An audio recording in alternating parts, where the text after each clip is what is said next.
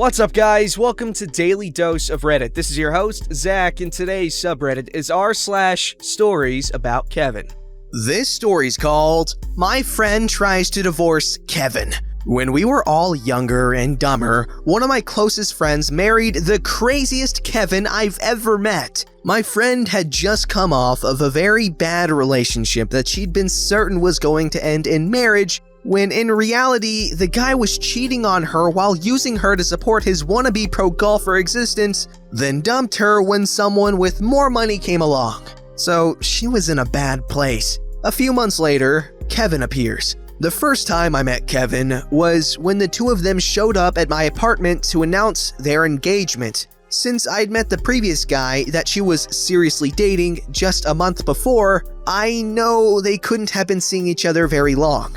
Turns out, Kevin proposed 5 weeks after their first date. Maybe she was a bit of a Kevin too for saying yes at that point, but like I said, bad place. It's hard for me to accurately describe Kevin without dipping into being mean, because I never liked him from that first meeting. It was like he really wanted to be one of those hyper-masculine manly men, but didn't quite know how. He liked to take any opportunity to bring up in conversation that he was a black belt. I remember the first time he said it because I asked, "Oh yeah? In what?" And he looked at me like I was an idiot. "In martial arts?" "Oh, right, of course." He also would talk at length about how much he worked out. Turns out he didn't actually work out at all. He liked to think of himself as a car guy because he had a sports car he couldn't afford and treated it like his baby. He didn't actually know anything about cars, but he had one, so car guy. But the thing that really got up my nose about the guy was that he prided himself on how very smart he was. He'd make the most outrageous claims with the most pigeon-headed certainty. He just knew these things were true, and if he disagreed, even if he showed actual physical proof that he was wrong, he'd just condescendingly tell you that you didn't understand these things like he did and just go on with his idiocy. Just as an example, he once declared that you can't break a law at night. What exactly does that mean? We still don't know. He wouldn't elaborate. As a second example, he had trouble getting a fire going in their fireplace when he was home alone one day. His solution? Mix up some homemade napalm from a recipe he found on the internet. It was a huge disaster, set the kitchen on fire. Luckily, my friend arrived home in time to grab the fire extinguisher. Yet, he insisted doggedly that he knew what he was doing. And really, this was the best way to get the fireplace going. And obviously, she just didn't understand because she didn't know as much about this stuff as he did. Sorry, I know that's a lot of setting the stage. One last important thing to know about Kevin before we get round to the divorce I promised. Kevin was a religious nut. I don't mean he was crazy because he was religious. I've known many wonderful, intelligent, religious people in my lifetime. Kevin was a crazy person who used religion as his MO. He would randomly proclaim, "The Bible says," to support whatever other crazy thing he'd said. Most people let him get away with it because, hell, the Bible is really long and says a lot of crazy crap. Who could say that somewhere in there it didn't actually say whatever insane thing he was claiming? And besides, who wants to confront crazy? Even when the claim was something insane like, "The Bible says that birds are the devil." Yes, this is a thing he said one day when he was angry at birds for some reason. I was raised going to church twice a week, once upon a time, so I knew a bit about that particular book, and I had a pathological need when I was younger to call people on their BS, so we often butted heads. Unsurprisingly, when confronted, Kevin could never actually tell you where in the Bible it said you shouldn't take the first slice of pizza. Yep, he said that too. But it didn't decrease his certainty that it was in there. So, as anyone but the two of them could have predicted, the marriage didn't last. He became increasingly erratic, forbidding her from speaking to friends, including me, because the Bible says so, hitting her because the Bible says she has to do whatever he says, and that he's allowed to beat her if she doesn't, stuff like that. So she left, and here is where the wackiest Kevining begins. She gets a lawyer to initiate divorce proceedings, and the first thing that comes up is the house. They bought the house from his parents. More precisely, she bought the house from his parents. He had terrible credit. As a result, his name wasn't on anything related to the house. He also had no job, meaning he'd never made a single payment on the house. As far as she saw it, the house was hers. His mother, who came into town to support her son through his misfortune, didn't see it that way. They declared that the house still belonged to the mother and threw all of my friend's stuff out on the lawn.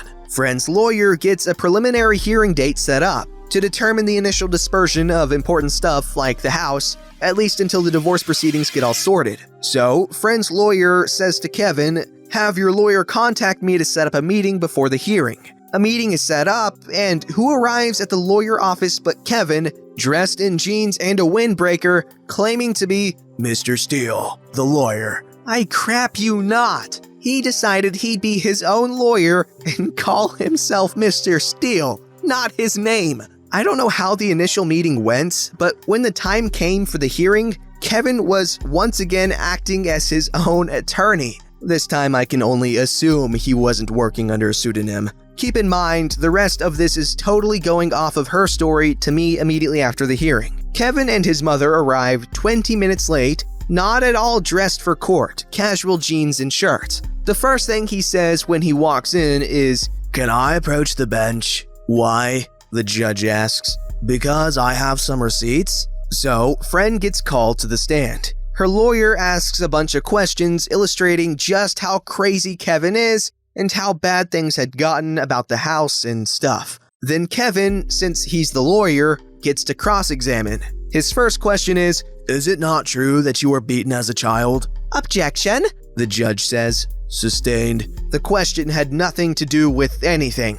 Other questions included, "Is it not true that you were seeing a psychiatrist and on medication for depression?" "No, it's not true." She'd never seen a mental health professional. Not sure if he thought he might trick her into lying on that one, or if he was so crazy that he actually thought it was true. He asked a bunch of other ridiculous questions, which led her lawyer to let him ask because they were completely out of nowhere and just helped prove to the judge how nuts he was. Then he takes the stand. Her lawyer gets him to admit to pretty much everything they said he did, because it was all true, but he refuses to give specific answers to some of the more serious questions. Not no, just doesn't want to give specifics. Then he gets to make a statement. His statement is how he doesn't want a divorce, and also she was abusive to him, such as pinching him once when they were on the highway. Also, the Bible says that she's his wife, so she has to do whatever he wants, and that divorce is bad.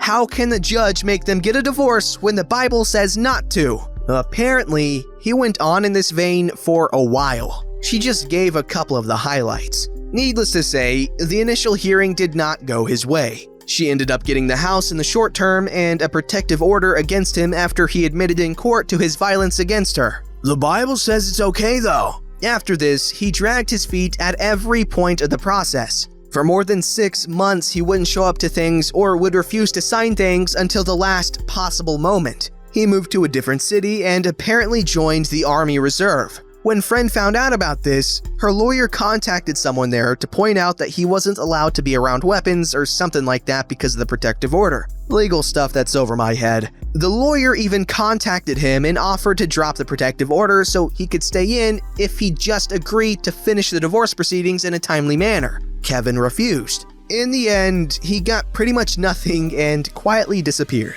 Wow, I have no words. Guys, let loose in the comments. I know you have plenty to say about him.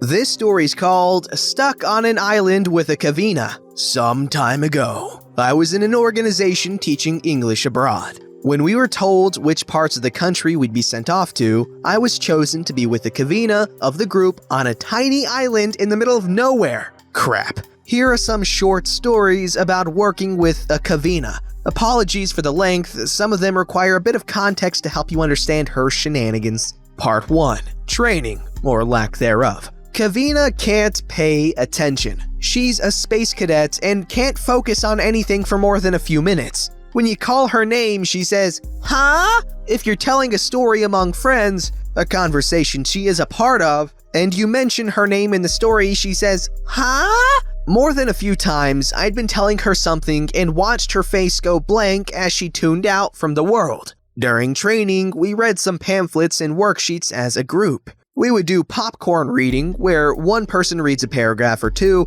and then selects who will read next. When I read passages, I would always choose Kevina to read next. Huh? And each time, she was in a daze and on the wrong page. I got called out by others for being mean, but if you're being funded to do work abroad, thanks to your tax dollars, you should probably not have your head up your ass. Just a thought. Kevina can't stay awake. Every Monday through Friday, we had teacher training in the morning and language classes in the afternoon. During our language class, we'd get a 5-minute break and Kevina would be asleep on the dirty cement floor when we got back, officially useless the rest of the day. This was routine. When asked why she was so tired all the time, she said she woke up every morning to work out on the road outside her house from 3 a.m. until sunrise. Along a span of 30 feet back and forth, she'd do some jogging, side steps, and high knees. Basically a sports warm-up. How you make a 3-hour workout out of that is beyond me. To no one's surprise, she wasn't very good at speaking the language. Kevina is cultured. During training, we stayed with a local host family for 3 months. This was before we would be assigned to our permanent site for the next 2 years to do our job. Toward the end of training, we had one session about how immersed we felt in our community and rated ourselves 1 through 5 how we felt. A 1 meant you knew little about the culture or language and don't feel part of it at all, and a 5 meant you felt so integrated that you're basically another local. We all felt quite detached from the community because we were leaving in a week and we had been studying a new language. Most rated themselves a 2 and a few said 1. Kevina rated herself a 5. Part 2. At sight. Kevina goes stargazing.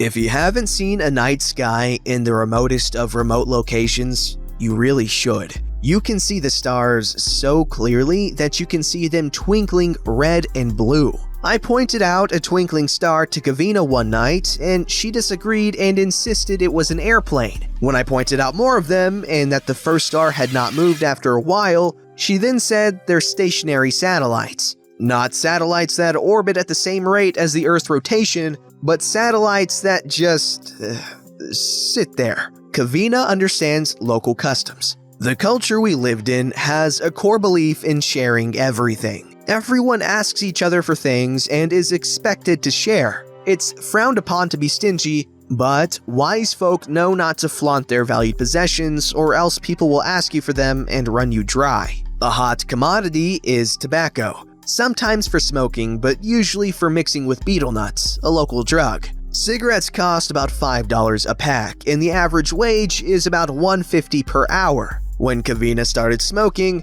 she walked around the village with cigarettes tucked into her dreadlocks, one behind each ear, and smoking one at the same time. She complained about people always asking to bum cigarettes. Kevina forgets protocol. Our organization was very strict on water safety. We had strict training about safety because deaths at sea is the #1 cause of death in the organization, so don't screw it up. If we're caught not following the rules, we're instantly fired. We each were issued a satellite phone, life jacket, and locator beacon that sends an SOS signal if stranded at sea, and had to have them at all times when on the boat. We each signed our name to assume responsibility for them. One day, we went on a trip to another island. I was at the beach about to call my boss to report I was going out when I realized I didn't have my locator beacon with me. Kevina approaches, so I asked if by chance she had packed her locator beacon. She didn't understand.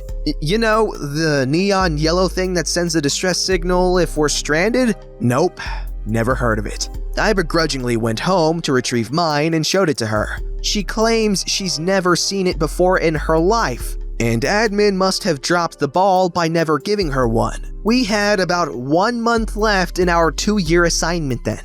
Kevina does group therapy. A really bad typhoon hit our island, unfortunately. Myself, Kevina, and a few others were evacuated to the mainland days before it arrived. It was refreshing to be on the mainland, and we enjoyed burgers, beers, and comfort until we saw the storm picked up to 160 miles per hour and was headed straight for our islands with poor infrastructure and limited resources. We were hit with guilt for living in luxury while our community's lives were in danger. The day before the storm hit was a stressful time, and we were feeling very sad and scared. So we had a group session to talk and be there for one another. To start it off, we talked about ground rules like respect others' opinions, don't interrupt, and so on.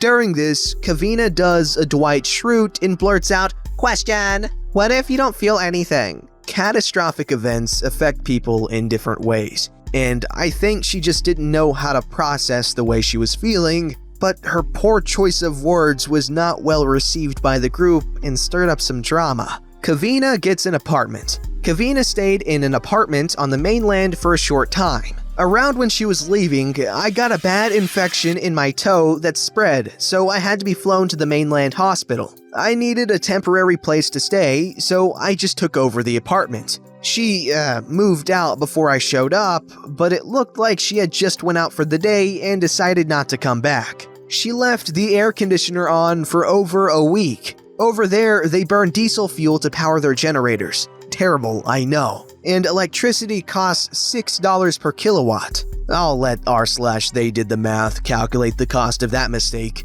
The apartment reeked of cigarettes, though the apartments were non-smoking, and there are really nice front and back balconies. She denies having smoked in the apartment. Maybe she was being honest, and the lone culprit for the smell was the extra-large glass salad bowl filled nearly to the brim with cigarette butts on the kitchen counter. She not only left cigarette butts, she left behind dirty sheets on the bed, a few random clothes, some random items, and an Amazon package containing an expensive portable speaker. I saw the invoice inside, and the cost of shipping was almost as much as the speaker itself. In my own Kevin moment, I left the back balcony door unlocked and somebody stole it. Kevina never remembered it, and I kept my mouth shut. I wanted pasta my first night.